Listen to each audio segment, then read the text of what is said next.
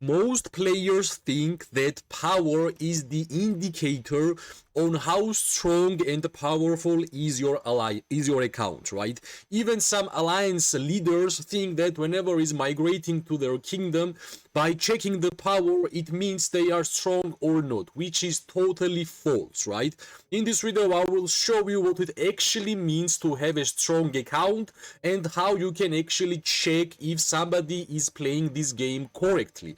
Until we're gonna go to the details of the video, I will show you quite a good examples from my own alliance, which is City of Moria, and you will see that power is not the main attribute on deciding the strong is not or not your account, right? First of all, let's check a kill, right, which is the R4 of my alliance, and let's check more information. This person has the highest power, 71 million, right? Which is, let's be honest, it's not a lot, right?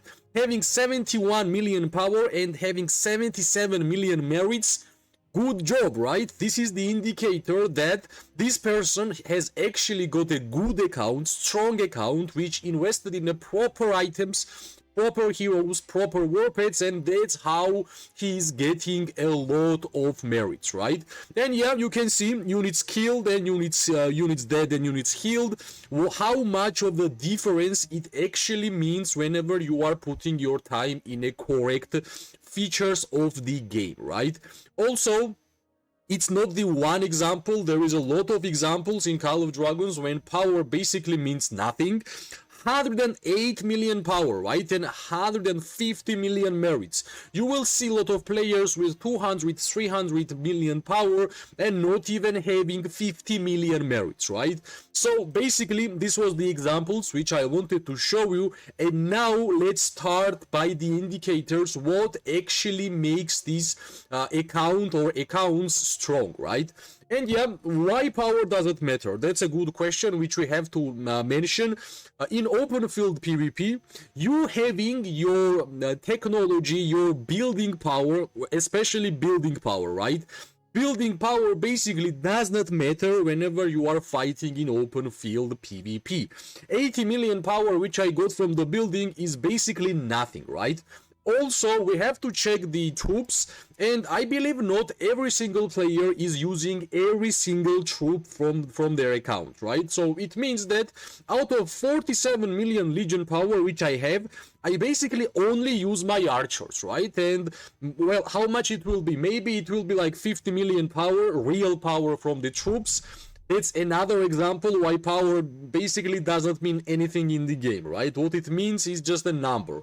So whenever you are deciding that you're gonna rate somebody's account, don't go and don't check how much power he has, right? And yeah, there is a lot of factors which will make your account good even without having high power. And let's basically first speak about those factors. Number one factor which we're gonna speak is of course heroes, right? In this game, not every single hero is amazing in open field PvP, right? Because we have some rally heroes, we have some engineering heroes, peacekeeping, garrison, gatherers, and PvP. Generally, the heroes which are having PvP talent trees are the best ones to use in open field PvP. And basically, whenever two new legendary heroes are coming out, one is basically all the time PvP, and second one is sometimes rally, sometimes garrison, and sometimes peacekeeping. So whenever you are making investment by your legendary tokens, or you are basically pay-to-play player, and you want to decide what would be the best value in terms of heroes in Call of Dragons to put your tokens or money, then I would suggest you to go for the PvP heroes, right?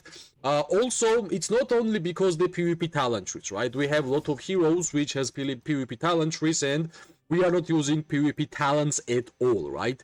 It's important because every single skill from the PvP heroes are usable in open field PvP, which means you can't really go wrong whenever you are putting tokens on PvP heroes. Let's compare, right? Rally heroes. Well, rally heroes generally have 1, 2, 3, 4 PvP skills and 1 rally or garrison skill, which is useless. Basically, Other than PvP heroes, other heroes are having -1 skill for your open field PvP, and generally open field PvP is the best way of getting merits in Call of Dragons, right? Also, as I have mentioned a lot of times, especially if you are a free-to-play player, you have to decide which one is your main troop type and invest only on that troop type. For myself, I have been archer player since the day one, and that's why I have so many awakened archer heroes. If we're gonna go and check my infantries, you can see just two levels, not even unlocked a lot of them. For cavalries, I have basically I have not put a single token, a single universal token on my cavalry heroes, on my infantry heroes, or magic heroes. All the tokens I invested was only on marksmen. Basically, that's a small tip which I want to say all the time whenever we are speaking about heroes in Call of Dragons, right? But when we are speaking about the importance and strong accounts, it's not only about heroes, right? I don't know how many times I have mentioned regarding war pets. There is some people still in Call of Dragons which feel like that war pets are cute animals which are basically accessory. Some of them are rabbits, some of them are lizards, manticores, the drakes basically. But let me introduce you one fact. War pets are not the accessories. War pets are basically the third heroes of your hero pairs and marches, right? If we basically concluded that choosing the correct heroes makes your account strong in open field PvP, choosing correct hero and choosing correct war pet is even more important, right? There is a lot of war pets which are basically doing more damage, more healing, more shielding, more counterattack damage than your own heroes. So you have to decide which war pets you have to put your time. It's not always about the skills, which skills are correct to put, or it's not even about the stars, right? Everybody knows the main skill, the first skill, the talent skill which war pet has is the most important. And why it's so important to choose the correct ones? Because whenever you are building your war pet, making your main talent tree, talent skill 3-star is one of the most mandatory aspects of making your war pet strong, right? You can see in order for me and in order for us to increase a star level from 2 to 3 on main talent, you have to get 4,000 experience, which basically is impossible even if you are paying in the game. Only one way where you can actually increase the talents of your war pets is by catching your war pets, getting the skill and adding the experience, right? Which means it will take a long time. You won't gonna be able to 3-star your war pet in 1 month, in 2 months, or 3 or 4, maybe even longer. Of course, if you got lucky and if you somehow got like 2-star main talent skills from catching war pets like 5 or 4 times in a 1 month, GG's, it almost never happens. Generally, I always get 0-star, which is increasing 10 experience, and sometimes 1-star, right? I have never got in my 1000 days of gameplays 2-star war pet to adding the experience, right? So basically, imagine most of the time you will get 10 experience from one war pet catching, and you can calculate how much days you have to spend to make it 3-star, right? But whenever you're gonna make it 3-star, the marches where you're gonna use 3-star war pets will double its strength, right? And yeah, I can say from my own experience, as soon as I made my Snowpeak Rocks concentration 3-star, Barbarism 3-star, the hero pairs which I have been using these war pets basically double the merits. And also, from my own experience, if you want to get at least minimum 12 million merits in Call of Dragons, you should have at least one war pet which has the main talent skill 3-star.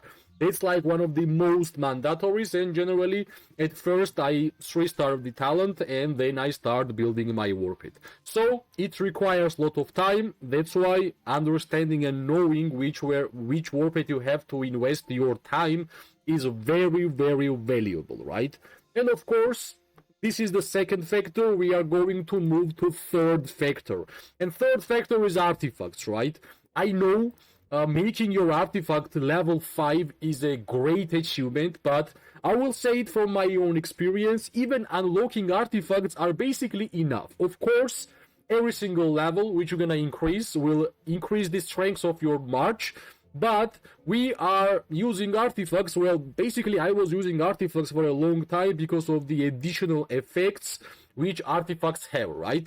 And well, basically, if you are just unlocking most of the artifacts, which you have to know which one is great for your account, then GG's, right? And because for like more than 1 year, I was using level 1 Gilded Crossbow, and still, like, most of my artifacts are level 1, right? Like Rattle Spear level 1, the Roaring Rager level 1, the Visage of the Sanctus level 1. Yep, I got level 3 Iron Task, but most important is to unlock them, right?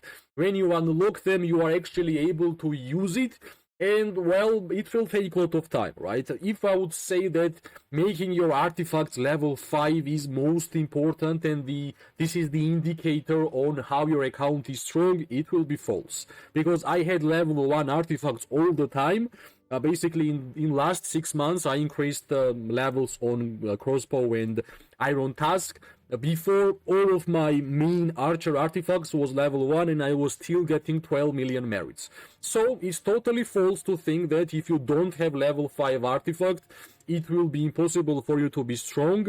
But correct statement is that even unlocking artifact and having it level 1 will make your account strong, right? And of course, you have to decide which artifacts you have to use, which artifacts you have to spend your gems, and what's your priorities in terms of those artifacts, right?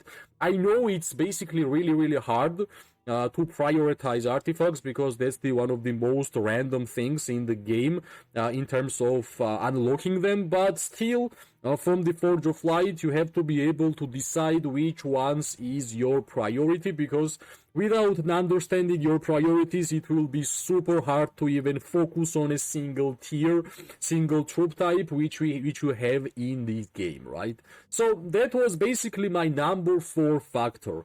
Number 3 factor.